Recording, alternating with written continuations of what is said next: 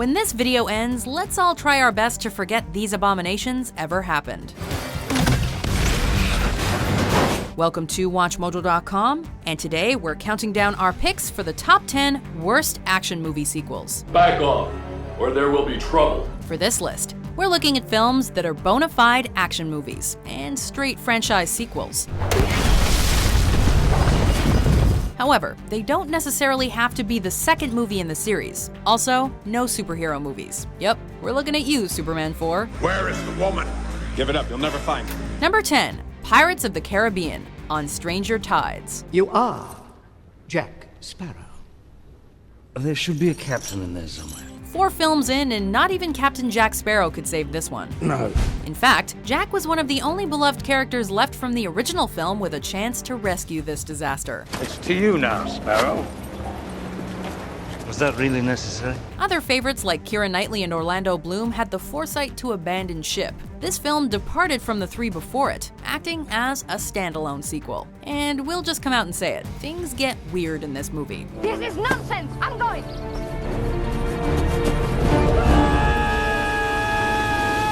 There are magic swords, voodoo dolls, zombie armies, mermaids, and magic chalices. Yet none of the magic that made audiences fall in love with pirates in the first place. There's a reason this franchise has taken a long, extended break since this movie's release. Just as I thought. Number 9, XXX State of the Union. The fate of the free world's in the hands of a bunch of hustlers and thieves. As was the case for many movies on this list, the film that spawned the sequel was a blast. XXX was a thrill ride few expected. So after its success, of course a sequel was lined up. Standard order of business. Welcome to the Xander Zone! However, we all should have expected State of the Union's disastrous fate well in advance, when original actor Vin Diesel, you may have heard of him, dropped out of the film to make, you're not gonna believe this, The Pacifier. Forget those boys. I am here to protect you, not cookies.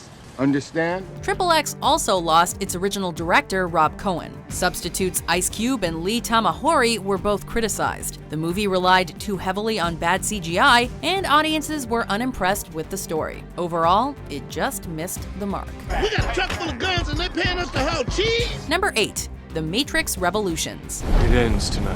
Where to even begin with a film that broke so many hearts? The original Matrix blew audiences away. It was incredible, no doubt about it. Audiences were thrilled to get a second in Reloaded, and while there were some warning signs, there was plenty of great action. Point being, we had hope for the finale. Sadly, audiences were disappointed to see that this last installment was far too anticlimactic.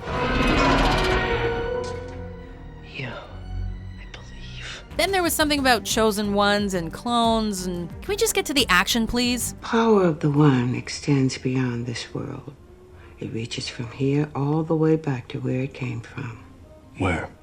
The source. Unfortunately, that too failed to impress. Simply watch Locke's infamous Blaze of Glory scene to understand Revolutions in a nutshell. Number 7, Highlander 2, The Quickening. Greetings, Highlander. You cold? Okay, this one will be tough to handle. Bear with us here. The first Highlander was fun. A creative, small-budget movie about an immortal Scotsman in New York. It was a good time, a cult classic, awesome. Should have been left alone. Enter The Quickening. Our immortal hero is no longer immortal, and he has to deal with some assassins. Okay, we're sticking with you for now. Maybe this could be cool. And his mission is to save the world from the ozone layer? Maybe one day the ozone layer will repair itself. Okay, so it's more like an artificial version of the Earth's stratosphere called the Shield, but regardless. Any tampering with the Shield of any kind endangers the lives of every man, woman, and child on the planet. Criticized for numerous plot holes and continuity errors, The Quickening fails to be an enjoyable experience on every level. Come on, man, you're fighting the ozone layer. You can accomplish something glorious. Number 6, Terminator Salvation. What is it? It's real flesh and blood. For those of you still curious, yes, the Terminator franchise is still alive and releasing movies. How, we don't know. Surely Genesis killed it once and for all. I've been waiting for you. But then again, Salvation came first, and it was somehow an even worse installment in this once beloved franchise. Come with me if you want to live. Avoiding time travel, you'd think Salvation wouldn't suffer from the logistical problems the other films are criticized for, but that is not the case. What should I tell your men when they find out you're gone? I'll be back.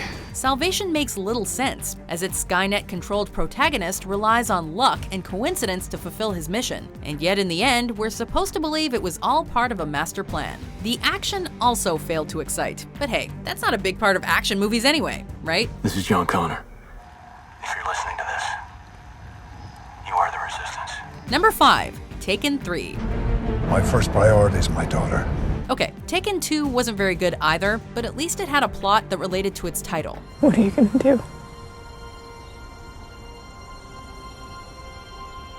What I do best. No one was even taken in this movie. As far as audiences could tell, the plot of this story was send Liam Neeson out to be badass on the phone, Good luck.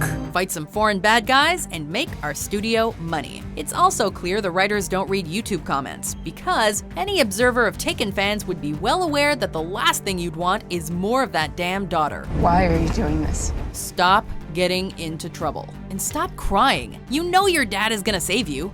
Hi, baby.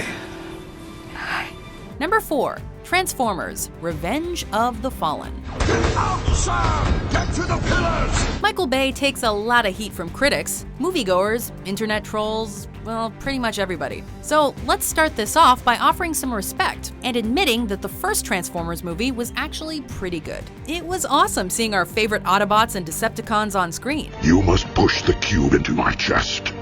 I will sacrifice myself to destroy it. The second installment, however, didn't hold up. Audiences were predictably critical of all the usual Michael Bay tropes, like explosions and one-dimensional characters, but critics caught on to much bigger problems. This is combat, man! Oh, brain freeze, man. What's wrong with you? The story didn't make any sense, and the movie tried to save itself with bigger stunts, slow-motion Megan Fox running scenes, and more explosions. General consensus, the movie went full Michael Bay. Enough said. If you hate me, I understand.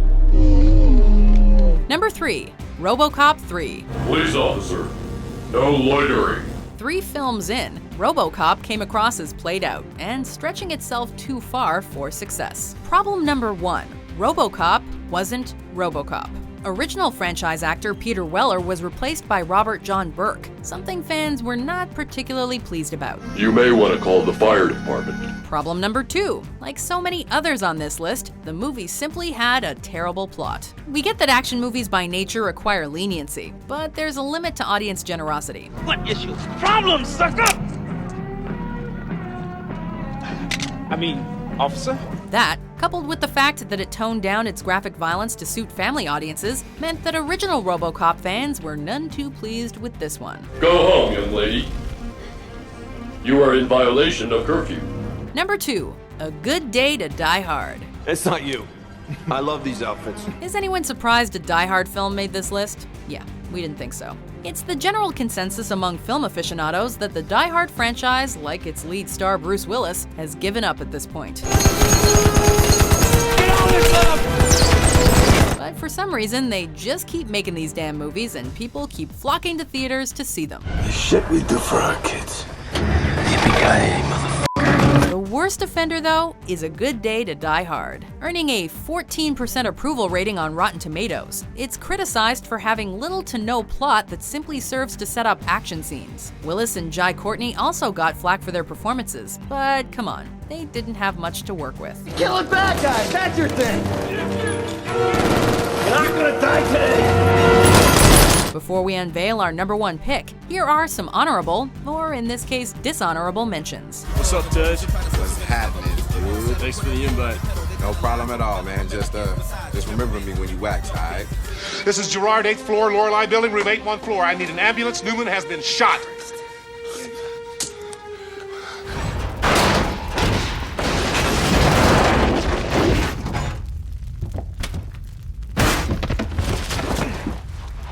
Number 1. Speed 2. Cruise Control. I do believe we have a miss! Of all the lists WatchMojo's had to compile, choosing a number 1 pick has never been so easy. Mom! God! Far above all the others on this list, critics and fans agree Cruise Control is one of the worst, if not the worst, action movie sequel ever made. The original Speed was an unexpected adrenaline rush filled with great performances from Keanu Reeves, Sandra Bullock, and Dennis Hopper. That speeding bus! Awesome! Let's all go see Speed 2. It's about a slow-moving cruise ship. Abandoned ship for this? Where's the action? Where's the speed? Come back, you stay with me! You're my hostage! Missing Reeves and Hopper, the film is filled with terrible dialogue, a poor plot, and yes, clearly awful action. We'd gladly jump off the boat and drown. There would be less suffering involved. I've been in worse situations than this, and panicking does not help, trust me. Do you agree with our list? We're on the same page. What do you think is the worst action movie sequel? My name's Alex Shaw, LAPD. This is a matter of life and death. Start the boat. LAPD, I'm in the Caribbean, man. What are you doing here? For more hilarious top 10s published every day, be sure to subscribe to WatchMojo.com. Let's go. Keep moving, start to you. Do you think I understand a word you're saying?